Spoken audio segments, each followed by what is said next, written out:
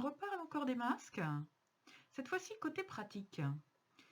Vous remarquez que j'ai mis mes lunettes pour l'occasion et je suis en train de vous parler avec un masque et avec des lunettes qui ne se couvrent pas de buée. Alors, je ne vais pas garder le masque tout le temps. Pourquoi est-ce que mes lunettes ne se couvrent pas de buée? Parce que il y a un tout petit truc extrêmement facile. Vous avez tous un petit bout de savon. Un petit bout de savon de Marseille. Un bout de savon, n'importe, sec par contre. Vous laissez sécher un petit bout de savon et vous vous en frottez les doigts comme ça, comme je suis en train de le faire. Voilà. Et après, eh bien, vous passez vos doigts sur votre verre de lunettes. Tout simplement. Voilà. Si par hasard vous avez fait des petites traces, eh bien, vous passez une petite chamoisine, si vous en avez une. C'est parce que j'ai fait de la mienne, j'ai dû la faire tomber. Voilà. Tout simplement. Et après, quand on fait ça, eh bien, ça fait pas de buée. Voilà. C'est tout bête. Deuxième petit truc. Ah, j'ai retrouvé ma chamoisine. Deuxième petit truc. On a vu apparaître certains posts sur les réseaux sociaux qui parlaient du risque du masque. Parce que quand on a un masque sur le nez, la respiration finit par être un tout petit peu plus concentrée en gaz carbonique qu'en oxygène. Alors pour les gens qui ont des crampes, c'est parfait. Pour ceux qui n'en ont pas et qui n'ont pas l'habitude de pratiquer une respiration cohérente ou une respiration sophronique, etc., ces gens-là risquent d'avoir quelques petits étourdissements. Alors on a vu des grands mots, hypoxie, évanouissement, etc. Bon, il n'y a pas de raison de finir évanoui quand on porte un masque, sauf si vous cherchez à courir avec le masque. Évidemment, là vous allez un petit peu compliquer la situation. Moi, ce que je vous recommande, c'est de vous habituer à respirer tranquillement et amplement, mais avec ou sans masque. La plupart du temps, l'une des grosses difficultés qu'on rencontre quand on travaille avec les gens, c'est leur respiration.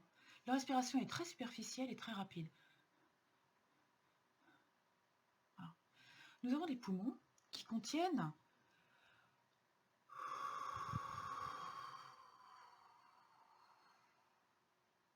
plusieurs litres d'air. Donc prenez l'habitude d'inspirer doucement, pas mais doucement,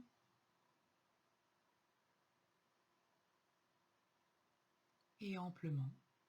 Et prenez l'habitude d'expirer doucement et profondément. Et quand vous expirez doucement et profondément, même au travers d'un masque comme le mien, c'est un masque que j'ai fait avec plusieurs épaisseurs de jersey. Donc vous pouvez y aller, hein, il est, on peut regarder, quand on regarde au travers, on ne voit pas la lumière. Hein. Ça, c'est le critère qui est donné par les sites. Si vous regardez au travers de votre masque et que vous voyez la lumière, ce n'est pas un masque suffisamment épais. Quand vous soufflez doucement, quand vous expirez doucement,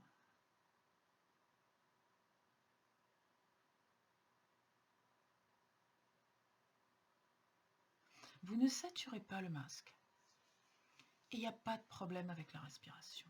Inspiration douce, votre nez est couvert, certes, mais inspirez doucement.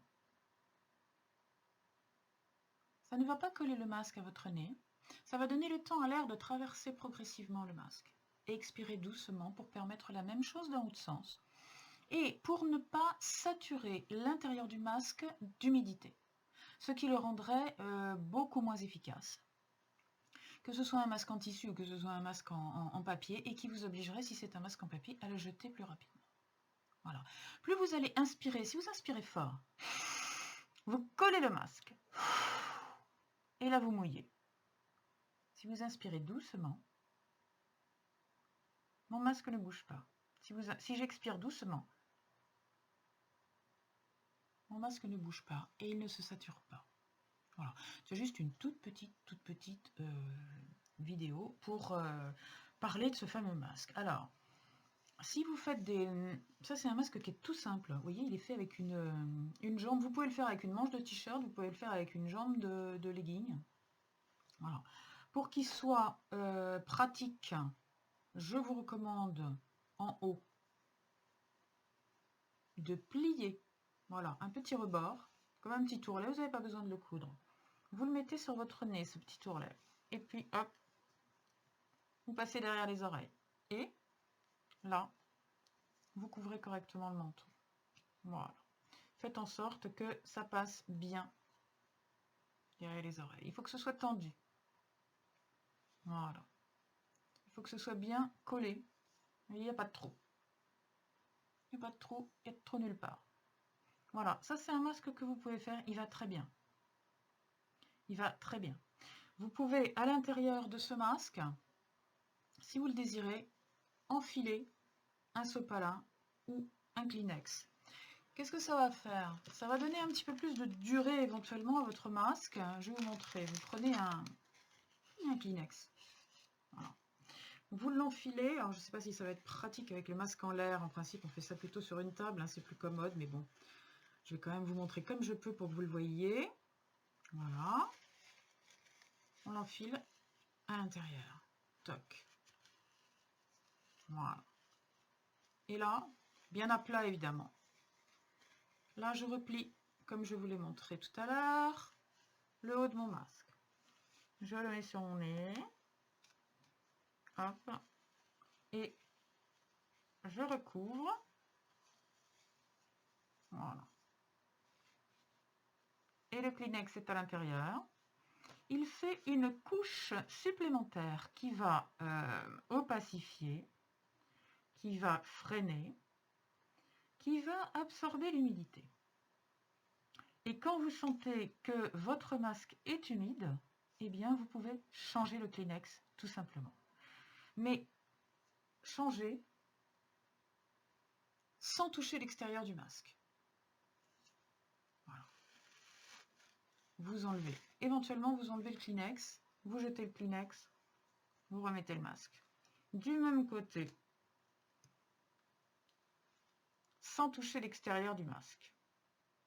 Ça, c'est la petite partie haute qui était retournée. Vous pouvez la retourner sans toucher l'extérieur du masque. Voilà. Ce masque, je rappelle, bien que je l'ai déjà dit, je rappelle que les recommandations de le laver tout seul dans la machine à 60 degrés après avoir fait tourner la machine à l'eau de Javel, de le faire sécher après au sèche-linge tout seul, non, s'il vous plaît, ne faites pas ça pour l'environnement. Vous pouvez laver votre linge avec n'importe quoi d'autre, il n'y a pas de souci. Si vous le lavez à plus de 60 degrés, de toute façon, le virus va être tué. Sortez votre lessive tout de suite après la fin de la lessive, de façon à ne pas laisser de nouveau des bactéries se développer. Parce que vous allez quand même vous le mettre sur le nez, donc virus ou bactéries, c'est quand même très désagréable. Et mettez-le à sécher à l'air libre. Mettez-le à sécher au soleil, tout simplement. Pas besoin de le mettre au sèche-linge et de tirer encore sur l'électricité, sur les ressources de la planète. Mettez-le à sécher au soleil. Ça, c'est le mieux. Désinfectez votre masque si vous n'en avez pas 36 et que vous voulez le réutiliser. Je vous rappelle que vous pouvez le faire au-dessus d'une casserole dans le fond de laquelle vous avez mis de l'eau à bouillir. Vous mettez votre masque au-dessus de l'eau, dans la vapeur, pendant 10 minutes, un quart d'heure. Vous faites ça pour éviter de le tenir. Vous pouvez le tenir si vous voulez, si ça vous amuse et que vous n'avez rien d'autre à faire. Mais moi, ce que je vous recommande, c'est de prendre un faitout à bord très haut et de le poser sur les bords du faitout. Et puis, vous le laissez un petit quart d'heure comme ça. Essayez d'éviter d'envoyer dans la nature de la lessive, des quantités d'eau industrielle. Une machine à laver, ça consomme beaucoup d'eau. Pour laver un masque ou deux, quand même, il faut être un petit peu raisonnable. Même si certaines personnes ont très peur de ce virus, je vous rappelle que le réchauffement climatique et la destruction des ressources de la planète sont une situation infiniment plus grave, durable et contre laquelle on ne pourrait pas lutter beaucoup plus que cette fameuse pandémie du coronavirus.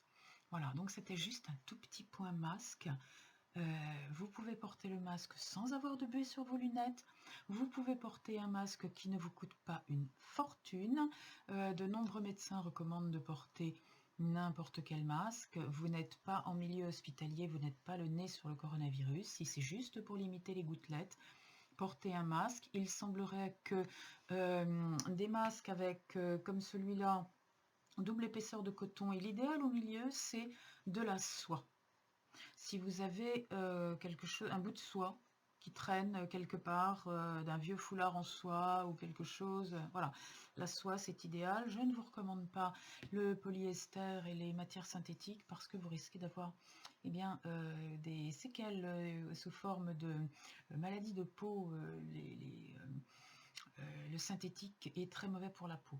Donc si vous avez peut-être un très vieux foulard en soie qui est à moitié déchiré, eh bien finissez de le découper en lanières et mettez-le à l'intérieur de votre masque. Coton et soie, c'est la protection la plus idéale. Désinfecter, stériliser au-dessus de l'eau bouillante, dans la vapeur d'eau bouillante qui est à 100 degrés, eh bien ça va très bien. Et ça coûte beaucoup moins cher que toutes les solutions incroyablement coûteuses qu'on vous propose. Voilà, bon courage.